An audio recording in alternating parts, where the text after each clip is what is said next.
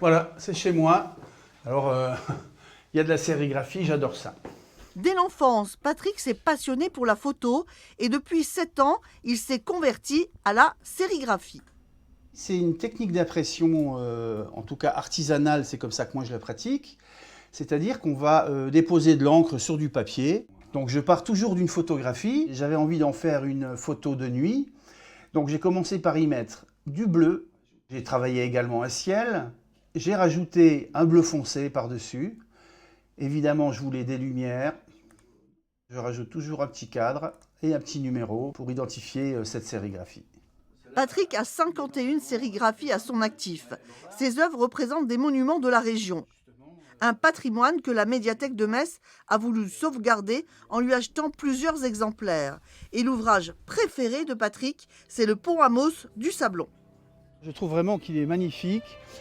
Alors c'est probablement dû à mes origines. Moi je viens de la vallée de la Fensch, la sidérurgie. Moi je le trouve sublime avec tous ces rivets, il n'y a pas de soudure, fabrication comme à l'époque de la Tour Eiffel. À chaque fois que je vais faire une prise de vue, eh bien c'est plusieurs jours de repérage, à plusieurs moments de la journée pour trouver le meilleur moment. Je note ça et puis je reviens au bon moment. Et c'est très important.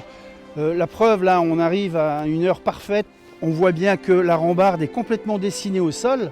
Et il me faut surtout des contrastes comme ça pour que la sérigraphie soit jolie. Et Laurence, une habitante du quartier rencontrée par hasard, a elle aussi craqué pour la sérigraphie de Patrick sur le Pont Amos. Vous avez laquelle? En noir et blanc. Ah, c'est la 01, alors la première. La sérigraphie, c'est pour le côté graphique, en fait, le contraste noir-blanc qui me parle plus.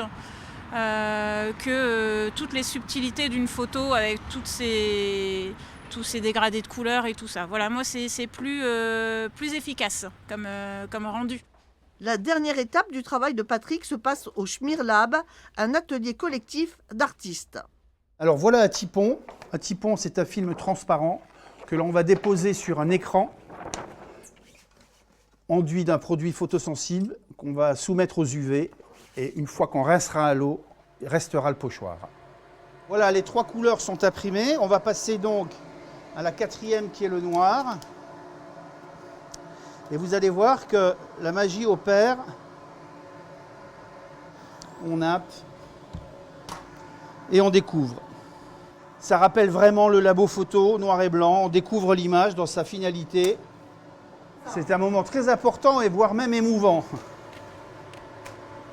Voilà.